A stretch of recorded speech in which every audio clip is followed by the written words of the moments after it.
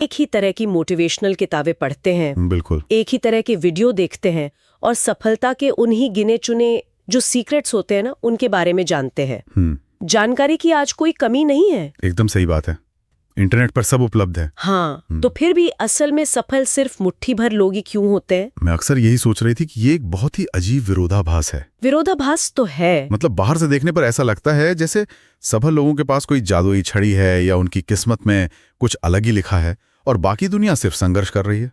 और यही विरोधाभास वो मुख्य कारण है जिसकी वजह से लोग अक्सर मान लेते हैं कि सफलता कोई बहुत ही रहस्यमयी चीज है। असल में इंसान का दिमाग ना ये मानने से कतराता है कि सफलता कोई जादू नहीं है, बल्कि कुछ बुनियादी सिद्धांतों का एक बहुत ही सटीक, मतलब लगभग एक मशीन जैसा संयोजन है। मशीन जैसा? अच्छा। मनोवैज्ञानिक रूप से देखा जाए तो हम जटिलता के पीछे छिपना पसंद करते हैं। क्यों? मतलब जटिलता के पीछे क्यों? क्योंकि अगर सफलता का रास्ता सच में इतना सीधा, स्पष्ट और वैज्ञानिक हुआ तो फिर असफल होने पर हम किस्मत को दोष नहीं दे पाएंगे ना। ओहो, ये तो बहुत गहरी बात कह दी आपने। हाँ, तब वो पूरी जिम्मेदारी सीधे हमारे अपने कंधों पर आ जाती है। सही कहा। जटिलता को ढाल बनाना हमेशा आसान होता है और आज के हमारे इस पूरे विश्लेषण का जो मुख्य उद्देश्य है वो इसी भ्रम को तोड़ना है। बिल्कुल। तो आज हम शिव खेड़ा की बेहद प्रभावशाली किताब जीत आपकी के पन्नों और उसमें छिपे दर्शन पर एक बहुत ही गहरी चर्चा करने वाले हैं। और ये बहुत जरूरी किताब है। हाँ, और यहाँ हमारा इरादा सिर्फ कोई हवाई बातें करना या कुछ पलों के लिए अच्छा महसूस कराना नहीं है। खोखला मोटिवेशन नहीं देना। बिल्कुल नहीं।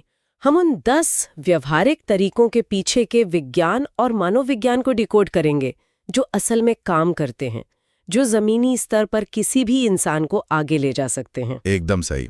जब हम इन सिद्धांतों की गहराई में जाते हैं तो ये बहुत स्पष्ट हो जाता है कि ये किताब सिर्फ उस खोखले मोटिवेशन के बारे में नहीं है। ये जीवन को एक खास दिशा में ले जाने और रोजमर्रा के फैसलों को बेहतर बनाने के बारे में है। मतलब ये अपने सोचने के तरीके को पूरी तरह से रीवायर करने का एक मैनुअल है। तो किसी भी सफर की शुरुआत जाहिर है सबसे पहले दिमाग के अंदर ही होती है। बिल्कुल। इस दर्शन का पहला सिद्धांत बहुत स्पष्ट है कि इंसान की सोच ही उसकी जिंदगी बनाती है।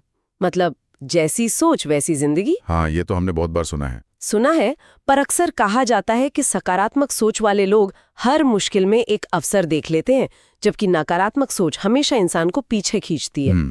पर यहाँ मुझे एक बहुत ही शक्तिशाली स्पोर्ट्स कार का ख्याल आ रहा है। अच्छा, स्पोर्ट्स कार। हाँ, मान लीजिए सकारात्मक सोच उस कार के एक बहुत ही पावरफुल 800 हॉर्स पावर वाली इंजन की तरह है। इंजन स्टार्ट है, जोरदार आवाज कर रहा है और पूरी ताकत से आगे बढ़ने को तैयार है। इमेजिन कर सकता हूँ। लेकिन अगर उस कार के स्टीयरिंग व्हील पर कोई कंट्रोल ही नहीं है, मतलब कोई दिशा नहीं है, हाँ, कोई स्पष्ट लक्ष्य या डेस्टिनेशन तय नहीं है, तो वो कार सिर्फ गोल गोल घूमकर अपने टायर जलाएगी, वो कहीं नहीं पहुंचेगी और साथ ही अपना सारा ईंधन भी बर्बाद कर देगी। आपकी ये कार वाली एनालॉजी ना एकदम सटीक बैठती है ना? हाँ, क्योंकि सिर्फ सकारात्मक सोच कभी भी अपने आप में कोई मंजिल नहीं लाती। ये एक बहुत बड़ी गलतफहमी है लोगों में कि बस अच्छा सोचो और हो जाएगा। हाँ, उन्हें लगता है कि अगर सिर्फ अच्छा सोचा जाए तो अच्छी चीजें अपने आप चलकर पास आ जाएंगी, जो कि असल दुनिया में नहीं होता। बिल्कुल नहीं होता। सकारात्मक सोच असल में सिर्फ वो मानसिक अवस्था है जो हमें काम करने की प्रेरणा देती है, जो हमें निराशा से बचाती है। लेकिन दिशा तय करना, मतलब एक स्पष्ट लक्ष्य बनाना, पहला अनिवार्य कदम है। इसके बिना वो 800 हॉर्स पावर का इंजन किसी काम का नहीं है। तो इसका मतलब है कि दिशा तय होना इंजन स्टार्ट करने से भी पहले की शर्त है। एकदम सही। पर मैं ये सोच रही थी कि लक्ष्य बनाना इतना जादुई क्यों माना जाता है? मतलब सिर्फ ये तय कर लेने से या कहीं लिख देने से कि मुझे वहां पहुंचना है, दिमाग के अंदर ऐसा क्या बदल जाता है जो पहले नहीं था? ये बहुत ही बढ़िया सवाल है और इसका एक बहुत ही ठोस बायोलॉजिकल और न्यूरोलॉजिकल कारण है। अच्छा, बायोलॉजिकल कारण। हाँ, हमारे दिमाग के निचले हिस्से में नसों का एक नेटवर्क होता है। इसे रेटिकुलर एक्टिवेटिंग सिस्टम या RAS कहते हैं। RAS जी, ठीक है। ये असल में हमारे दिमाग का एक फिल्टर है। अब देखिए, हर सेकंड हमारे आसपास लाखों सूचनाएं होती हैं। हाँ, बहुत सारा शोर होता है। तरह तरह की आवाजें, रंग, मौके, लोग, बातचीत। दिमाग इन सब को एक साथ प्रोसेस नहीं कर सकता, वरना वो क्रैश हो जाएगा। सही बात है। ओवरलोड हो जाएगा। तो दिमाग बहुत सी चीजों को इग्नोर कर देता है। लेकिन जब हम एक स्पष्ट लक्ष्य तय कर लेते हैं तो हम असल में अपने RAS को एक कमांड दे देते हैं, एक इंस्ट्रक्शन दे देते हैं। बिल्कुल। उदाहरण के लिए अगर कोई ये तय कर ले कि उसे एक खास नीले रंग की कार खरीदनी है, तो अचानक उसे सड़क पर वही नीली कार हर जगह नजर आने लगती है। अरे हाँ, ये तो मेरे साथ भी हुआ है। सबके साथ होता है। कारें पहले भी वही थीं, लेकिन दिमाग उन्हें गैर जरूरी मानकर फिल्टर कर रहा था। तो लक्ष्य बनाने से हम असल में अपने दिमाग के फिल्टर को ट्यून कर रहे होते हैं, एकदम, ताकि वो उन मौकों को और उन रास्तों को पकड़ सके जो हमारे आसपास पहले से मौजूद थे, पर हम उन्हें देख ही नहीं पा रहे थे। बिल्कुल सही कहा।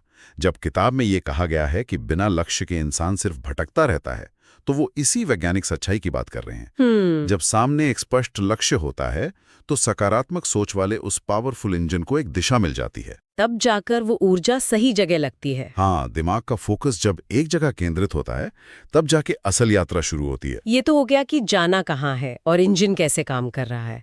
अब बात आती है उस रास्ते पे चलने की। आगे चलकर किताब में आत्मविश्वास और मेहनत पर बहुत जोर दिया गया है। हाँ, ये दूसरा बड़ा पिलर है। एक बात जो बहुत स्पष्ट रूप से कही गई है वो ये है कि खुद पर भरोसा ही सफलता की कुंजी है। मतलब मैं कर सकता हूँ, ये विचार ही इंसान को आगे ले जाता है। बिल्कुल। अगर किसी को खुद पर ही विश्वास नहीं है, तो दुनिया का कोई और इंसान भी उस पर कैसे विश्वास करेगा। और ये आत्मविश्वास कोई ऐसी चीज नहीं है जो सिर्फ व्यक्ति के अंदर बंद रहती है। मतलब ये बाहर भी दिखता है। हाँ, ये एक ऐसा प्रभाव है जो बाहर की दुनिया तक, आसपास के लोगों तक पहुंचता है। कैसे? जब कोई व्यक्ति किसी मुश्किल प्रोजेक्ट पर काम कर रहा होता है और उसे खुद अपने आइडिया या अपनी क्षमता पर शक होता है ना, तो वो शक छिपता नहीं है। मतलब उसकी हरकतों से पता चल जाता है। बिल्कुल, वो उसकी बॉडी लैंग्वेज में, उसके बात करने के तरीके में और उसके रोजमर्रा के फैसलों में साफ झलकने लगता है। और अवचेतन रूप से निवेशक हों या ग्राहक हों या टीम के लोग हों, वो उस घबराहट को भांप लेते हैं और फिर वो पीछे हट जाते होंगे। जाहिर है, कोई भी डरे हुए इंसान पर दाम नहीं लगाना चाहता। लेकिन यहाँ मैं थोड़ा गहराई में जाके एक विरोधाभास पर बात करना चाहूंगी। हाँ, बताइए। आज के समय में लोग अक्सर शीशे के सामने खड़े होकर अफर्मेशन देते हैं कि मैं सबसे बेहतरीन हूँ, मैं कर सकता हूँ। हाँ, आजकल ये बहुत चलन में है। और बस इसी को वो आत्मविश्वास मान लेते हैं। लेकिन ये स्रोत साफ कहता है कि सिर्फ आत्मविश्वास या सिर्फ कड़ी मेहनत काफी नहीं है। बिल्कुल नहीं। इसे स्मार्ट प्लानिंग और सही दिशा में काम करने के साथ जोड़ना अनिवार्य है। तो क्या बिना स्मार्ट वर्क के ये जो सिर्फ आत्मविश्वास वाली बात है, वो एक तरह का भ्रम नहीं बन जाती? ये बहुत ही क्रिटिकल पॉइंट उठाया आपने, और इसका सीधा सा जवाब है हाँ, पूरी तरह से भ्रम है। मैं भी यही सोच रही थी। बिना क्षमता, बिना ठोस तैयारी या बिना किसी योजना के सिर्फ आत्मविश्वास से भरा होना ना, सबसे खतरनाक चीजों में से एक हो सकता है। खतरनाक कैसे? मान लीजिए एक स्टार्टअप का फाउंडर है। वो पूरी एनर्जी और गजब के आत्मविश्वास के साथ निवेशकों के सामने अपना आइडिया पिच कर रहा है। लेकिन उसने मार्केट का कोई रिसर्च नहीं किया है, उसके पास कोई वित्तीय योजना नहीं है, उसे नहीं पता कि उसका कस्टमर कौन है। ओहो। तो उसका वो अंधा आत्मविश्वास निवेशकों को प्रभावित नहीं करेगा, बल्कि उन्हें डरा देगा कि ये व्यक्ति तो बस हवा में बातें कर रहा है। मतलब वो बिना नींव के महल बना रहा है। बिल्कुल। और यहीं पर हार्ड वर्क और स्मार्ट वर्क का अंतर भी सामने आता है। हाँ, क्योंकि बहुत से लोग सोचते हैं कि बस पसीना बहाना ही सफलता की चाबी है। वही तो, जब लेखक हार्ड वर्क के साथ स्मार्ट वर्क को जोड़ते हैं, तो वो इसी अंधे भ्रम को तोड़ रहे हैं। हार्ड वर्क का मतलब है एक दीवार को पूरी ताकत से धक्का देना। इंसान को पसीना आ रहा है, वो थक रहा है और उसे पूरा विश्वास है कि दीवार गिरेगी। फिर दीवार तो नहीं गिरेगी ना? बिल्कुल नहीं गिरेगी। ये हार्डवर्क भी है और इसमें आत्मविश्वास भी है, लेकिन नतीजा शून्य है। तो स्मार्ट वर्क क्या होगा इस स्थिति में? स्मार्ट वर्क ये पहचानने की कला है कि उस दीवार में एक दरवाजा कहाँ है। अरे वाह। और फिर अपनी सारी एनर्जी उस दरवाजे को खोलने में लगाना। तो मतलब स्मार्ट वर्क कोई शॉर्टकट नहीं है? नहीं, बिल्कुल नहीं। ये बस ये तय करना है कि हमारी मेहनत सबसे ज्यादा असर कहाँ करेगी। एकदम सटीक। और सच्चा आत्मविश्वास शीशे के सामने बोलने से नहीं आता, बल्कि उस तैयारी और उस योजना से आता है जो हमने पीछे बैठकर अकेले में की है। एकदम सही बात है। जब आपको पता होता है कि आपकी योजना ठोस है, तो आत्मविश्वास अपने आप आ जाता है, उसे थोपना नहीं पड़ता। अब मान लेते हैं कि दरवाजा भी मिल गया, पूरी तैयारी भी हो गई और पूरी ऊर्जा के साथ उस रास्ते पर चलना भी शुरू कर दिया। ठीक है। लेकिन असल दुनिया में चाहे कितनी भी स्मार्ट प्लानिंग क्यों ना हो, रास्ते में रुकावटें आना या कहें कि असफल होना तो लगभग तय है। वो तो जीवन का हिस्सा है। यहीं पर ये दर्शन हमें रवैया यानी एटीट्यूड की अहमियत समझाता है। कहा गया है कि हमारा रवैया ही ये तय करता है कि हम हार मानेंगे या जीतेंगे, और हमें समस्याओं को अवसर की तरह देखना चाहिए। देखिए ये सिद्धांत सुनने में तो बहुत अच्छा और प्रेरक लगता है। हाँ, किताबों में अच्छा लगता है। पर जब कोई इंसान असल में किसी बड़ी असफलता का सामना कर रहा होता है ना, जब उसका बिजनेस डूब रहा हो या कोई बड़ा प्रोजेक्ट फेल हो गया हो या उसे नौकरी से निकाल दिया गया हो, तब तो बहुत मुश्किल होता है। हाँ, तब उस मुश्किल में अवसर खोजना उसे बहुत ही अव्यवहारिक और सिर्फ किताबी बात लगती है। और शायद इसीलिए लोग अक्सर इन मोटिवेशनल बातों से चिढ़ भी जाते हैं, क्योंकि जब दर्द हो रहा होता है तब अवसर नहीं दिखता। बिल्कुल सही। दर्द में इंसान को सिर्फ नुकसान दिखता है। लेकिन अगर हम इसे थोड़ा अलग नजरिए से देखें, कैसे? असफलता को एक दाग की तरह देखने के बजाय इसे एक वैज्ञानिक के प्रयोग की तरह क्यों ना देखा जाए? मतलब एक्सपेरिमेंट की तरह? हाँ, जब एक वैज्ञानिक किसी नई बीमारी की दवा खोजने के लिए कोई प्रयोग करता है और वो कॉम्बिनेशन फेल हो जाता है, तो वो रोता थोड़ी है। सही बात है। वो उसे व्यक्तिगत हार नहीं मानता। बिल्कुल, वो इसे अपनी हार नहीं मानता। उसके लिए वो फेलियर सिर्फ डेटा है। डेटा? ये बहुत दिलचस्प है। हाँ, वो डेटा जो उसे बताता है कि ये खास कॉम्बिनेशन काम नहीं करता, और ये फेलियर उसे सही कॉम्बिनेशन के एक कदम और करीब ले जाता है। ये बहुत ही बेहतरीन तरीका है इसे समझने का। किताब में जो हार नहीं सीखेगा सिद्धांत दिया गया है ना, उसका असली मतलब यही है। ये पूरी तरह से हमारे सोचने के फोकस को शिफ्ट करने का विज्ञान है। फोकस शिफ्ट करना। हाँ, जब इंसान असफल होता है तो दिमाग का प्राकृतिक रिस्पॉन्स क्या होता है? घबराना, स्ट्रेस हार्मोन रिलीज करना और खुद को बचाना। हाँ, हम तुरंत डिफेंसिव हो जाते हैं। ऐसे में सबसे पहला सवाल जो दिमाग में आता है वो ये होता है कि मेरे साथ ही ऐसा क्यों हुआ, या मैं ही हमेशा क्यों फंसता हूँ। बिल्कुल, जो कि पूरी तरह से एक विक्टिम या पीड़ित वाला नजरिया है। और जब हम विक्टिम मोड में होते हैं तो हम लाचार महसूस करते हैं। एकदम। और जब दिमाग विक्टिम मोड में होता है तो वो समाधान नहीं सोच पाता। उसका पूरा ध्यान सिर्फ उस नुकसान पर होता है। लेकिन जब कोई अपना रवैया बदलता है और पूछता है कि मैं इस डेटा से क्या सीख सकता हूँ, हाँ, वो साइंटिस्ट वाला अप्रोच। बिल्कुल, या इस समस्या ने मुझे कौन सा ऐसा रास्ता दिखाया है जो मैंने पहले नहीं देखा था, तो दिमाग उस स्ट्रेस वाले मोड से बाहर निकल आता है और प्रॉब्लम सॉल्विंग मोड में आ जाता है। एकदम सही। व्यापार के इतिहास में अनगिनत ऐसे उदाहरण हैं जहां बड़ी कंपनियों ने अपने सबसे खराब प्रोडक्ट्स के फेल होने के बाद ही सबसे बड़े आविष्कार किए हैं। क्योंकि उन्होंने हार नहीं मानी। हाँ, क्योंकि उन्होंने उस फेलियर को एक खाली गैप के रूप में देखा जिसे भरने की जरूरत थी। तो ये सिर्फ हर समय पॉजिटिव सोचने या जबरदस्ती मुस्कुराते रहने की बात नहीं है। नहीं, बिल्कुल नहीं। ये दिमाग से सही सवाल पूछने की बात है। क्यों हुआ की जगह क्या नया डेटा मिला, इस पे फोकस करना है। यही तो रवैया है असली। ये तो समझ आ गया कि असफलता से कैसे निपटना है, लेकिन क्या सिर्फ एक बार बाउंस बैक कर लेना या एक बार गिर कर उठ जाना काफी है? नहीं, एक बार से तो बात नहीं बनेगी। लंबी रेस में टिके रहने के लिए, उस सफलता को सालों साल बनाए रखने के लिए रोजमर्रा की जिंदगी में क्या चाहिए? यहाँ स्रोत में दो बहुत ही दिलचस्प टूल्स की बात की गई है। पहला है अनुशासन और दूसरा है संवाद कौशल या कम्युनिकेशन स्किल्स। अनुशासन शब्द सुनते ही लोग अक्सर इसे एक सजा की तरह देखने लगते हैं। हाँ, स्कूल की याद आ जाती है सबको। या किसी बहुत ही सख्त उबाऊ रूटीन की तरह। लेकिन यहाँ अनुशासन का मतलब खुद को बांधना नहीं है। तो फिर क्या है? बल्कि रोजाना की छोटी छोटी अच्छी आदतें बनाना है। ये वो सिस्टम है जो आपको तब भी काम करने पर मजबूर करता है जब आपका मन बिल्कुल नहीं कर रहा होता, या जब वो शुरुआती मोटिवेशन खत्म हो चुकी होती है। बिल्कुल, मोटिवेशन रोज नहीं रहती, पर आदतें रहती हैं। और यहीं पर मुझे इस पूरी थ्योरी का एक बहुत ही दिलचस्प और अलग नजरिया देखने को मिला। कौन सा नजरिया? जब हम आमतौर पर सेल्फ हेल्प की दुनिया को देखते हैं तो वहाँ अक्सर लोन वुल्फ यानी अकेले मेहनत करने पर बहुत जोर दिया जाता है। हाँ, हसल कल्चर जिसे कहते हैं, अकेले लड़ो। बिल्कुल, कि रातों की नींद हराम करो, दुनिया से कट जाओ और बस काम करो। लेकिन यहाँ इस किताब में कम्युनिकेशन स्किल्स को यानी सही तरीके से बोलने और लोगों से जुड़ने को सफलता का एक बहुत बड़ा हिस्सा माना गया है। ये बहुत जरूरी पॉइंट है। पर अगर हम इन दोनों चीजों को एक साथ रखकर देखें तो क्या बिना अच्छी आदतों और अनुशासन के कोई इंसान सिर्फ बातों का धनी होकर लंबे समय तक सफल हो सकता है? ये एक बहुत ही गहरी बात है जिस पर लोग अक्सर ध्यान नहीं देते। असल में अनुशासन और संवाद ये दोनों एक दूसरे पर पूरी तरह निर्भर हैं। वो कैसे? मान लीजिए किसी ऑफिस में कोई कर्मचारी है जो बात करने में बहुत माहिर है। उसकी प्रेजेंटेशन हमेशा कमाल की होती है।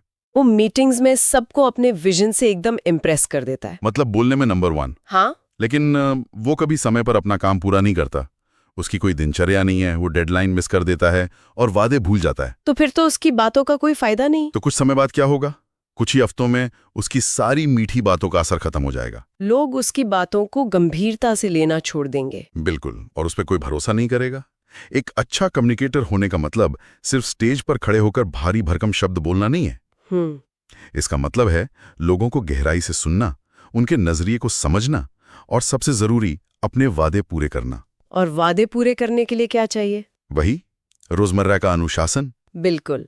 अनुशासन ही वो नींव है जो आपके काम में कंसिस्टेंसी लाती है और आपकी कम्युनिकेशन स्किल्स उस काम को, उस भरोसे को दुनिया तक पहुंचाती हैं। तो मतलब अनुशासन इंसान को काम करने की क्षमता देता है और संवाद उसे उस काम को दुनिया के साथ जोड़ने की ताकत देता है। एक के बिना दूसरा अधूरा है। एकदम सही। बिना अनुशासन के कम्युनिकेशन सिर्फ खोखली बातें हैं जिन पर कोई लंबे समय तक यकीन नहीं करेगा। और बिना कम्युनिकेशन के अनुशासन का क्या? बिना कम्युनिकेशन के अनुशासन अक्सर गुमनामी में खो जाता है। अच्छा। क्योंकि दुनिया को पता ही नहीं चलता कि आप क्या कर रहे हैं। दुनिया में कोई भी बड़ी सफलता अकेले कमरे में बंद होकर हासिल नहीं की जा सकती है। टीम तो चाहिए ही। हाँ, एक टीम, एक मजबूत नेटवर्क और सहयोगियों की जरूरत हमेशा होती है, और वो नेटवर्क सिर्फ भरोसे और संवाद से ही बनता है। ये नेटवर्क और भरोसे वाली बात हमें इस विश्लेषण के अंतिम और शायद सबसे महत्वपूर्ण हिस्से की ओर ले जाती है, जो कि है चरित्र। हाँ, चरित्र और जीतने वालों की मानसिकता। ये बहुत ही स्पष्ट संदेश है कि सफलता सिर्फ उस मंजिल तक पहुंचने या बहुत सारा पैसा कमाने का नाम नहीं है। बिल्कुल नहीं। ईमानदारी, जिम्मेदारी और अच्छे संस्कार उतने ही आवश्यक हैं। सफल होने के साथ साथ एक अच्छा इंसान बनना भी उतना ही जरूरी है। और इसी संदर्भ में वो लाइन आती है जो शायद इस पूरे दर्शन की सबसे बड़ी पहचान बन चुकी है। जीतने वाले कोई अलग काम नहीं करते, वो हर काम अलग ढंग से करते हैं। बिल्कुल। ये विचार ना अपने आप में एक पूरा जीवन दर्शन है। इसने लाखों लोगों के सोचने का नजरिया बदला है। बदला तो है, लेकिन यहाँ मैं फिर से एक पुशबैक देना चाहूंगी। हाँ, जरूर। क्योंकि ये समझना बहुत जरूरी है कि ये अलग ढंग असल में जमीनी स्तर पर काम कैसे करता है।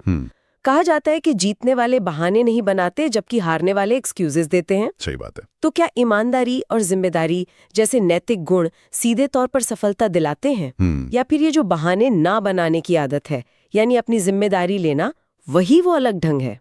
अगर हम इसे बहुत ही प्रैक्टिकल और बिजनेस के नजरिए से देखें ना, तो ईमानदारी और जिम्मेदारी सिर्फ नैतिक या किताबी आदर्श नहीं है। तो फिर क्या है? ये सबसे प्रभावी और लॉन्ग टर्म रणनीतियां हैं। रणनीतियां? अच्छा, एक उदाहरण से समझते हैं इसे। हाँ, मान लीजिए एक मैनेजर का कोई बहुत जरूरी प्रोजेक्ट फेल हो गया। ठीक है। क्योंकि किसी वेंडर ने समय पर माल नहीं पहुंचाया। अब मैनेजर के पास 2 रास्ते हैं। पहला, वो अपने बॉस से कह सकता है कि सर, ये मेरी गलती नहीं है, वेंडर ने हमें धोखा दिया, या मौसम खराब था, या सिस्टम डाउन था। ये तो एक क्लासिक बहाना है और ज्यादातर लोग यही करते हैं। हाँ, क्योंकि इससे वो खुद को सुरक्षित महसूस करते हैं। उन्हें लगता है कि ऐसा कहने से उनकी नौकरी बच जाएगी। सही कहा। लेकिन जब इंसान ऐसे बहाने बनाता है तो वो अवचेतन रूप से अपने ही दिमाग को क्या बता रहा होता है? कि मेरी कोई गलती नहीं है। वो बता रहा होता है कि इस स्थिति पर मेरा कोई कंट्रोल नहीं है, मैं तो बस परिस्थितियों का शिकार हूं। और जब कंट्रोल ही नहीं है तो वो उसे सुधारेगा कैसे? एकदम सही पॉइंट। जब इंसान को लगता है कि उसके पास कंट्रोल नहीं है तो वो समस्या को भविष्य के लिए सुलझाने की कोशिश भी नहीं करता। वो बस दूसरों पर उंगली उठाता रहता है। और ये हारने वालों की मानसिकता है जो इंसान की ग्रोथ को वहीं रोक देती है। तो दूसरी तरफ जीतने वाली मानसिकता का मैनेजर क्या करेगा? वो मैनेजर उसी स्थिति में कहेगा कि हाँ, वेंडर ने देरी की, लेकिन ये मेरी जिम्मेदारी थी कि मैं एक बैकअप वेंडर तैयार रखता। ओहो, ये तो बहुत हिम्मत का काम है। हाँ, वो कहेगा मैंने रिस्क को सही से मैनेज नहीं किया, ये मेरी चूक है और मैं सुनिश्चित करूंगा कि आगे से ऐसा ना हो। भले ही उस पल में ये स्वीकार करना थोड़ा असहज हो या उसे बॉस से डांट खानी पड़े, लेकिन ऐसा कहकर उसने तुरंत पूरी स्थिति का कंट्रोल अपने हाथ में ले लिया। बिल्कुल, और यही वो अलग ढंग है। अपनी जिम्मेदारी लेना कोई बोझ नहीं है, ये अपनी पावर वापस लेने का तरीका है। जो लोग अपनी गलतियों की जिम्मेदारी लेते हैं वो लगातार सीखते हैं, और अपने सिस्टम को मजबूत करते हैं। और रही बात ईमानदारी और अच्छे चरित्र की, तो लॉन्ग टर्म सफलता हमेशा और हमेशा भरोसे पर टिकी होती है, ट्रस्ट पर। बिल्कुल। कोई व्यक्ति चालाकी से या झूठ बोलकर शायद 1-2 बार फायदा उठा ले, कोई छोटी डील क्रैक कर ले, पर बार बार नहीं कर सकता। लंबी रेस में जब लोग किसी के चरित्र पर भरोसा करते हैं तो वे उसके साथ काम करना चाहते हैं, उसमें अपना पैसा और समय निवेश करना चाहते हैं। तो एक अच्छा इंसान होना सिर्फ एक मॉरल ड्यूटी नहीं है। नहीं, ये एक बहुत ही स्मार्ट इकोनॉमिक डिसीजन भी है। तो जिम्मेदारी लेना सिर्फ अच्छा दिखने के लिए नहीं है, बल्कि ये खुद को बेहतर बनाने का इकलौता तरीका है। बिल्कुल। हारने वाले आसान रास्ता चुनते हैं और बहाने बनाते हैं, और जीतने वाले वही आम काम करते हैं लेकिन पूरी जिम्मेदारी के साथ करते हैं। यही फर्क है दोनों में। तो अगर हम आज के इस पूरे विश्लेषण को समेटें तो हमारे सामने साफ हो जाता है कि सफलता की कोई जादुई थ्योरी नहीं है। कोई जादू नहीं है। ये एक स्पष्ट ढांचा है। सबसे पहले एक पावरफुल इंजन चाहिए, यानी सकारात्मक सोच। फिर उसे एक दिशा देनी है, यानी स्पष्ट लक्ष्य सेट करके अपने दिमाग के RAS फिल्टर को ट्यून करना है। एकदम सही। उसके बाद आता है हार्ड वर्क के साथ स्मार्ट वर्क करके दीवार में सही दरवाजा खोजना। और जब रास्ते में फेलियर मिले तो उसे एक वैज्ञानिक प्रयोग की तरह देखना, और इस लंबी यात्रा को टिकाऊ बनाने के लिए अनुशासन के साथ साथ संवाद से लोगों का भरोसा जीतना। बहुत खूब। और इन सब से ऊपर बहाने छोड़कर पूरी जिम्मेदारी लेना, क्योंकि यही वो चीज है जो जीतने वालों को अलग ढंग से काम करने की ताकत देती है। ये एक बहुत ही सटीक और व्यापक सारांश है। मेहनत, जिम्मेदारी और निरंतरता का ये जो संयोजन है ना, यही सफलता का सबसे प्रामाणिक रास्ता है। लेकिन इस सब पर इतनी गहराई से बात करने के बाद एक विचार है जो मेरे दिमाग में लगातार घूम रहा है। क्या विचार है? हमने शुरू में बात की थी कि आज के इस डिजिटल युग में ये दर्शन और ये सारे सिद्धांत करोड़ों लोगों की पहुंच में है। हाँ, सबके फोन में। इंटरनेट पर हर कोई यही सब पढ़ रहा है, सुन रहा है। सबको पता है कि लक्ष्य बनाना है, अनुशासन रखना है और बहाने नहीं बनाने हैं। पता तो सबको है। तो जब सारी दुनिया को ये थ्योरी पता है, तो क्या असली अलग ढंग ये है कि जब कोई नहीं देख रहा हो तब इंसान क्या करता है? बहुत गहरा सवाल है ये। जब सोशल मीडिया पर पोस्ट करने के लिए कोई अचीवमेंट नहीं होती, जब कोई इंसान लगातार 3 बार फेल हो चुका होता है और कमरे में बिल्कुल अकेला होता है, क्या तब भी वो उसी अनुशासन और चरित्र का पालन करता है? यही असली टेस्ट है। क्या सारी जानकारी, सारी किताबें और सारा ज्ञान बटोर लेने के बाद सफलता की असली परीक्षा इस थ्योरी पर सिर्फ बात करने में नहीं, बल्कि खामोशी से रोजाना इसे अमल में लाने की है? क्या हम असल में तब जीतते हैं जब दुनिया की नजर हम पर नहीं होती? ये वाकई एक बहुत ही गहरा और आत्ममंथन करने वाला